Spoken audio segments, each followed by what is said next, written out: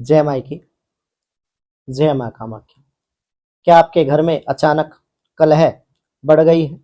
मन में बिना किसी स्पष्ट कारण के भय और बेचैनी रहने लगी है?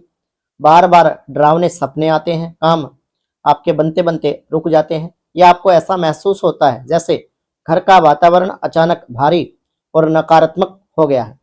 तो क्या इन परिस्थितियों को मसानिक क्रिया का प्रभाव माना जा सकता है?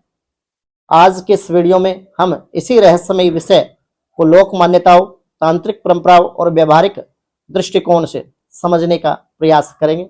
नमस्कार भक्तों, मैं आचार्य प्रदीप, अब बगलामुखी का उपासक। सबसे पहले यह समझना जरूरी है कि मसानिक क्रिया शब्द अलग अलग क्षेत्रों और लोक तांत्रिक परंपराओं के अलग अलग अर्थों में प्रयोग किया जाता है और इससे जुड़ी मान्यताएं भी एक जैसी नहीं है। कुछ परंपराओं में इसे शमशान या मसान से संबंधित नकारात्मक तांत्रिक प्रयोगों से जोड़कर देखा जाता है।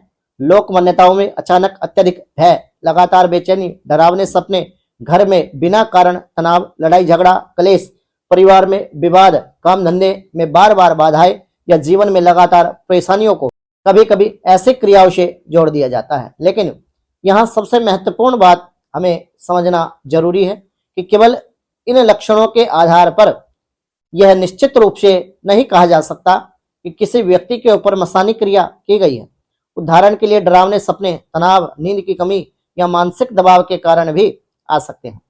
घर में विवाद के पीछे पारिवारिक या आर्थिक कारण भी हो सकते हैं या कुछ निजी कारण भी विवाद के हो सकते हैं। और व्यापार में नुकसान के पीछे बाजार निर्णय या फिर परिस्थितियों से जुड़े वास्तविक कारण भी हो सकते हैं। इसलिए यदि कोई व्यक्ति आपको केवल इन लक्षणों के आधार पर डरा कर कहता है कि आपके ऊपर मसानिक क्रिया या फिर शमशानिक क्रिया की गई है और इसे हटाने के लिए तुरंत बड़ी रकम या मोटा पैसा आपसे मांगता है, तो सावधान हो जाइए। आध्यात्मिक आस्था अपनी जगह महत्वपूर्ण है, लेकिन विवेक उससे भी अधिक महत्वपूर्ण माना जाता है।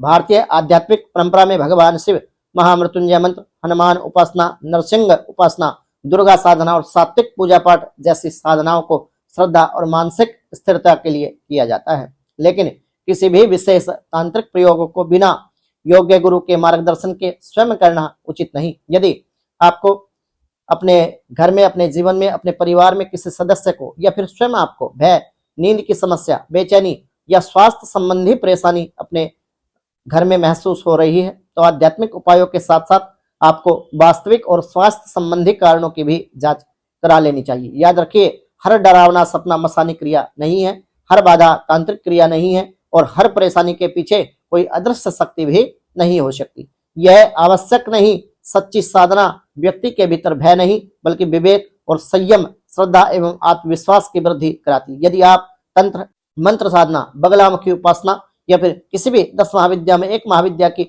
उपासना, भारतीय आध्यात्मिक परंपराओं से जुड़े विषयों को गंभीर और संतुलित दृष्टिकोण से समझना चाहते हैं, तो वीडियो को लाइक करें और हमारे यूट्यूब चैनल माँ बगलामुखी भक्त ऑफिशियल को सब्सक्राइब अवश्य करें और कमेंट में प्रेम से लिखें जय माँ बगलामुखी, जय श्री महाकाल, जय माई।